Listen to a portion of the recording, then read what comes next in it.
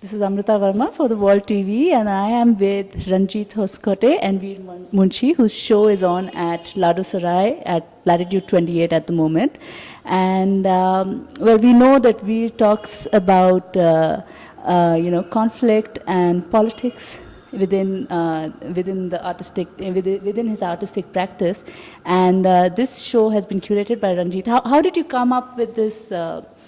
Idea of the show, and what took place, how did it kind of come about together? Munshi, do you want to go first? Yeah, well, I was, I think, visiting back to Kashmir. About those houses and this work had come up that time. I mean, when you visited back, say, after a gap of 15 years, 12 years precisely. And then it just started to do something because I was engaged with this political stuff from Kashmir. So here, then I happened to show Ranjit some of my photographs, and there he said, "Oh, this is the work. You need to work on this." So that's how we came together to work on this. And so then we had a lot of,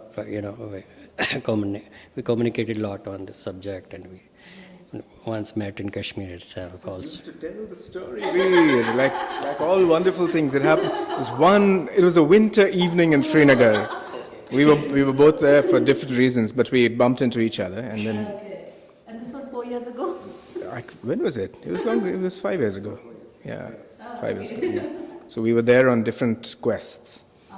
Because we were both, in the first place, we share a Kashmiri history, so that's the first point. Okay. So I was there working on my Lal Ded project, translating Lala, and Veer, of course, was there to research a body of work which he thought would be work towards a set of paintings. But then we saw the photographs, and it really struck me that that's the testimony.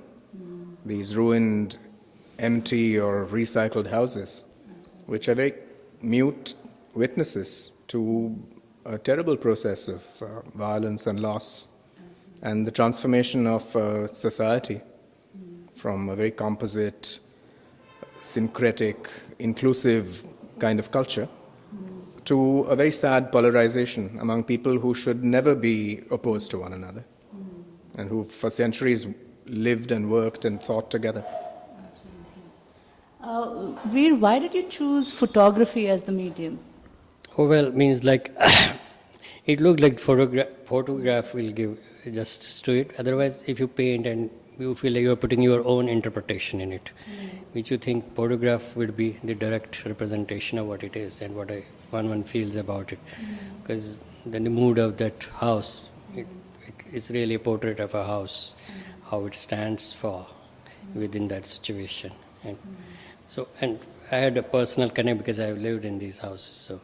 So you know your childhood, you know these houses very well, where you would sit on kahwa and talk in a family in these porches and other places, and you know how the marriages will take place between even the communities. Having even these houses have a connect somewhere, like where they could spread and open the houses for the wedding or festivals, and so that was a social binding. That was a composite also in because on those areas, but which you found. Now I found it missing when you visit so long after. Like it is like quite a bit polarized. Social setup, and then the house in middle of hustle, there's one house which looks, standing by itself, and lonely house, and you feel, and you can notice there's no figure, there's no activity within around, there's no figure, there's no any human being, there's absence of them. So I think somewhere down the line, a home always has this aura around it, which is left behind even when the people don't exist, and you have, like for example, your videos downstairs, you have, fire coming out of the windows, etc., but you can still feel the remnants of those people who were once there, right? So, another question which comes to mind is, talking about politics within art. How important is it? And we know that it is a need of the hour as well, because I think art is one medium where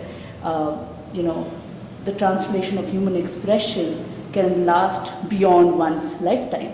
But how important do you think it is to you personally, or to the art world as such?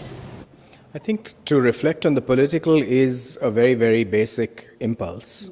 And when you do it through the amplifications that art makes possible, and as you said, you don't get a simple slogan or an answer which is usually deceptive. What you have instead is an invitation to ask the deepest questions. So even this work, the installation that we are standing in right now, which is called The Chamber, is actually an extended meditation on forms of violence and what happens to citizens, and how citizens are turned into victims or agitators or the oppressed, and what is that primal scream that you hear from some of these figures. So the way in which we've constructed this exhibition is to look at three different moments in a political process. So Pandit House is very, very specific to Kashmir. Leaves Like Hands of Flame is set in Kashmir, but it invites you to consider much larger theaters of oppression and quest. And this installation is actually an expansion of that to a whole series of situations, particularly in West Asia and North Africa. And remember that this work was actually done by Veer before the Arab Spring, before the Jasmine Revolution. So in many ways, it's also a tribute to how an artist's imagination can not only bear witness to the present, but it also puts out traces and suggestions about what might happen. So maybe Veer, you should talk a little about this work. Yeah, why I have been building this chamber at different situations, in different spaces, in different way, but it remains a chamber, it remains a room, mainly because why this scale, why it goes, you have to enter into it. Maybe because this, otherwise it remains, every situation we have has a news value. It has a just morning news value, and which vanishes with another news. It overlaps with so many things happening, and always then it goes away . So I thought at least it should stay for some time for the viewer when you come in, so it feels claustrophobic and it stays for a while. Though still it's not enough. Still a bigger news comes, a bigger. It envelops you, and That's then actually very much the idea, because the exhibition actually evolved out of continuous conversations over a number of years.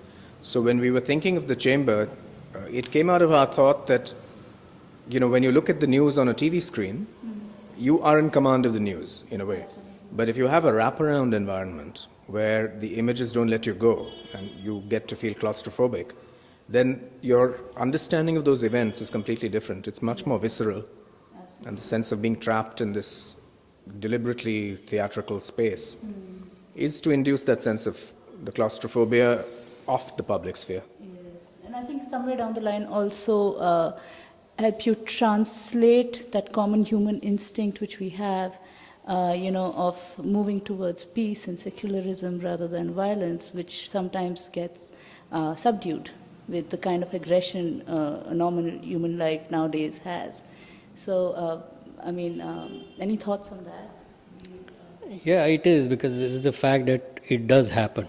It stops somewhere, it is mild somewhere, but somewhere it is aggressive, but it does happen, and you have to accept and respond towards it. The artist's response has remained, or the writer's response has remained equally than the politicians. So you do respond. I think doing this, at least you make conscious of this has happened, rather than you sleep or otherwise be unconcerned what happens in Northeast. So in Delhi we are not bothered so. In Northeast they may not bother about Kashmir. So same way in the whole global.